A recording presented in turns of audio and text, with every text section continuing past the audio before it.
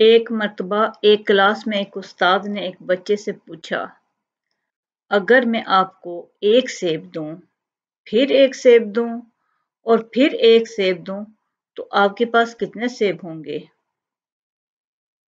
بچے نے کچھ سوچا اور جواب دیا 4 سیب۔ استاد نے پھر سوال دہرایا کہ بچے، میں اگر آپ کو ایک سیب دوں، پھر ایک سیب دوں، پھر ایک سیب دوں تو آپ کے پاس کتنے سیب ہوں گے؟ بچے نے آرام سے جواب دیا 4 سیب۔ استاد کو حیرت ہوئی اور انہوں نے سوچا شاید اس نے صحیح سنا نہیں ہے۔ پھر سوال دہرایا تو بچے نے کہا 4 سیب۔ استاد نے سوچا شاید بچے کو سیب پسند نہیں ہے، اس کو تو کیلے پسند ہوں گے، تو میں کیلوں کے لحاظ سے پوچھ لیتا ہوں۔ استاد نے پھر سوال کیا کہ بیٹا، میں اگر آپ کو ایک کیلا دوں، پھر ایک کیلا دوں، پھر ایک کیلا دوں تو آپ کے پاس کتنے کیلے ہوں گے؟ بچہ بولا 3۔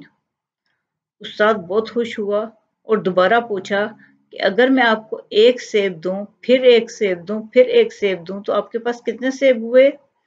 بچہ بولا 4 سیب۔ استاد نے پوچھا وہ کیسے؟ تمہارے پاس کیلے تو 3 ہوئے اور سیب 4 کیسے ہو جاتے ہیں؟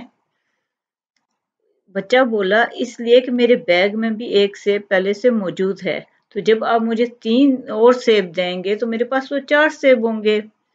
تو ہمارا بھی یہی حال ہوتا ہے کہ ہم دوسروں کو اپنے لحاظ سے جج کر رہے ہوتے ہیں، ان کی کوئی اصل بات سننے کی ہم کوشش ہی نہیں کرتے اور ویسے ہی ہم ان کی سرسری بات سن کے ان کو غصہ کر رہے ہوتے ہیں، حالانکہ وہ اپنی جگہ بالکل درست ہوتے ہیں۔